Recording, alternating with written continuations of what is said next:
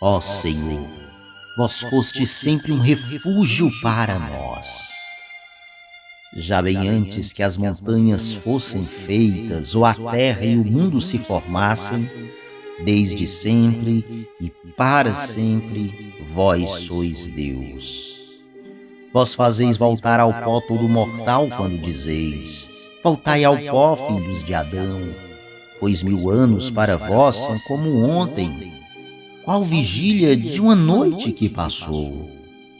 Pode durar 70 anos nossa vida. Os mais fortes talvez cheguem a 80.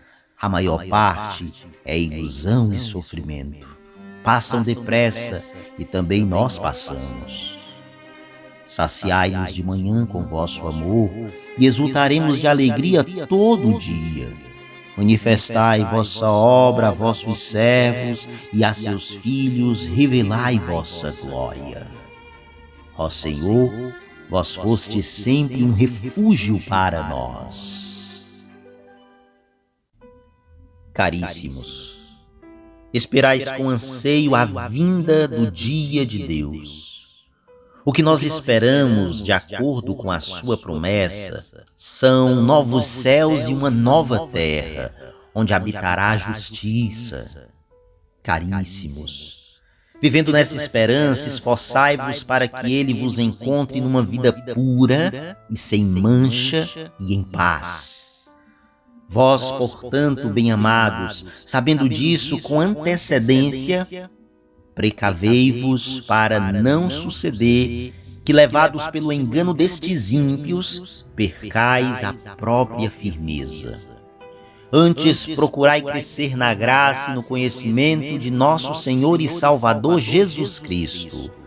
A Ele seja dada a glória desde agora até o dia da eternidade. A primeira leitura é o âmago da exposição da segunda carta de Pedro sobre os últimos dias. O autor se dirige aos leitores diretamente em um tom pastoral. Caríssimos ou amados, tudo o que existe, meus irmãos, conhecerá seu fim, inclusive a vida humana na história, essa nossa vida física. Portanto, não devemos ficar agarrados às coisas materiais que um dia simplesmente vão ficar aqui neste mundo e desaparecer. Do jeito que viemos do ventre materno, sem nada, assim também quando entrarmos no ventre da terra, não levaremos nada. Se pelo batismo nascemos como filhos e filhas de Deus, vamos partir deste mundo como filhos e filhas de Deus. Em outras palavras, vamos olhar para além deste mundo para redescobrir o porquê de nossa presença aqui nesta terra. E tudo o que é desta terra ficará nessa terra. Para o céu, para a eternidade, levaremos apenas as virtudes, levaremos apenas os dons espirituais que nos foram concedidos por Cristo por meio do seu Espírito, graças à sua doação total na cruz. Por isso, através do texto da primeira leitura, o autor da carta de São Pedro nos convida a olharmos para o futuro vivendo bem o nosso hoje. Caríssimos, esperais com anseio a vinda do dia de Deus, quando os céus em chama vão se derreter e os elementos consumidos pelo fogo se fundirão? O que nós esperamos, de acordo com a sua promessa, são novos céus e uma nova terra, onde habitará a justiça. O cristão vive em uma tensão para o futuro na espera da vinda do Senhor. A vinda do Senhor, seja próxima ou distante, deve iluminar e dar sabedoria para a nossa vida diária. A linguagem do texto que vemos na primeira leitura é apocalíptica. Os céus em chamas se vão derreter e os elementos consumidos pelo fogo se fundirão. Quando se passa do dia dos homens para o dia de Deus, é como se o fogo destruísse uma cidade para depois ser construída uma nova. Não se passa deste mundo para o mundo de Deus em uma continuidade total. Segundo o autor da carta, não é possível imaginar a eternidade como uma continuidade indefinida do tempo. Há uma ruptura.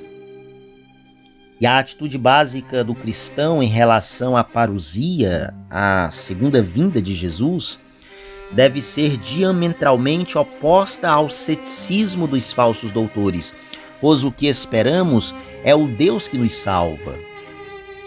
A esperança da volta de Jesus nos torna testemunhas mais firmes de uma vida vivida na justiça, na honestidade, na bondade e assim por diante. Deixemos-nos capturar pela extraordinária esperança que estas palavras sugerem. Isso será para permitir o advento radical do mundo de Deus, o mundo da justiça, da beleza, do amor, da santidade, o mundo da eterna felicidade. A vinda do mundo de Deus é a destruição total de toda injustiça, de toda feiura, de todo egoísmo, de todo mal. Por isso, devemos rezar conscientemente a oração do Pai Nosso. Venha a nós o vosso reino. Com efeito, os cristãos deveriam ser encontrados por Deus entre os primeiros a fazer crescer na terra esse reino de justiça que será triunfante no mundo novo prometido por Deus. O que nós esperamos, de acordo com sua promessa, são novos céus e uma nova terra, onde habitará a justiça. Mas para que tudo isso aconteça conforme a promessa, devemos nos esforçar para viver sem mancha, para viver em paz, para viver em justiça, sem nos deixar enganar, sem cair na mentira do mundo. Em resumo, procurai crescer na graça e no conhecimento de nosso Senhor e Salvador Jesus Cristo. Se confiarmos plenamente nossa vida ao Senhor, viveremos com alegria, apesar das dificuldades que têm caráter passageiro. Por isso, esforçai-vos para que Ele vos encontre sem mancha e em paz. Precavei-vos para não suceder que, levados pelo engano desses ímpios, percais a própria firmeza.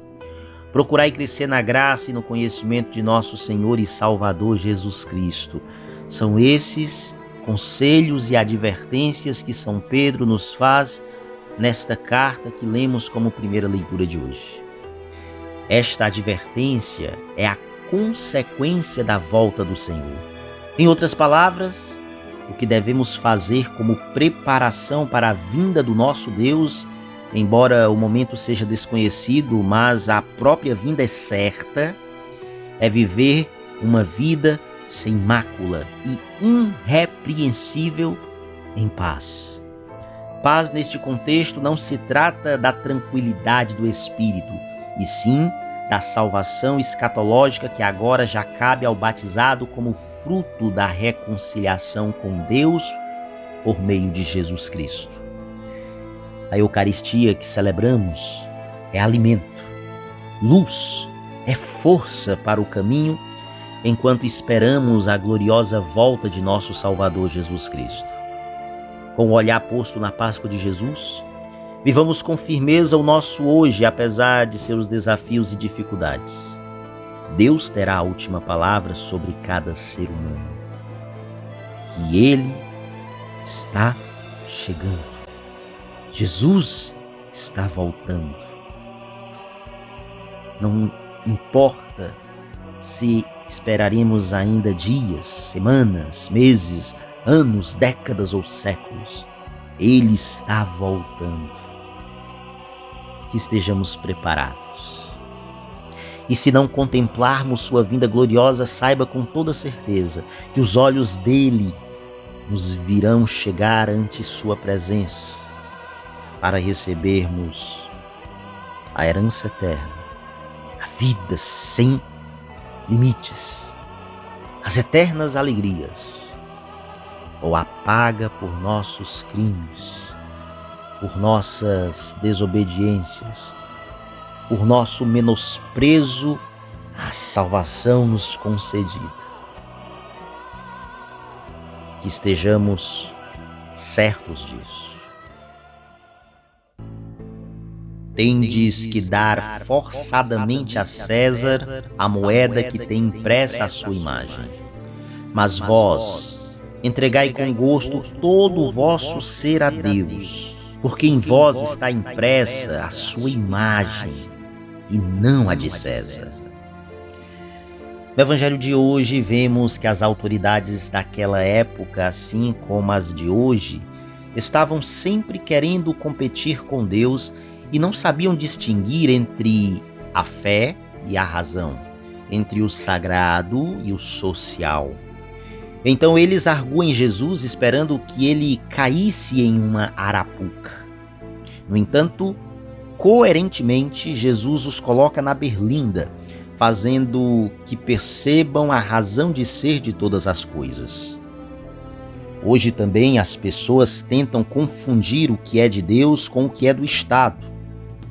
Precisamos ter consciência de que, enquanto estamos aqui na Terra, nós temos que assumir os compromissos próprios da nossa vida e da nossa natureza humana. As nossas obrigações com as leis dos homens são encargos aos quais precisamos honrar. Não podemos fugir das obrigações sociais e dos deveres diante do mundo.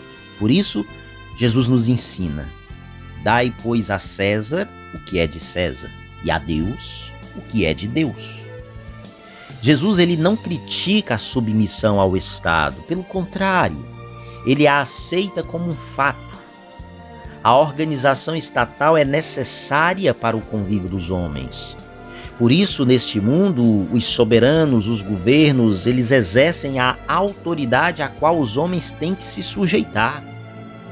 Jesus não é anarquista, que nega a necessidade do Estado, mas também não desenvolve uma teoria de Estado.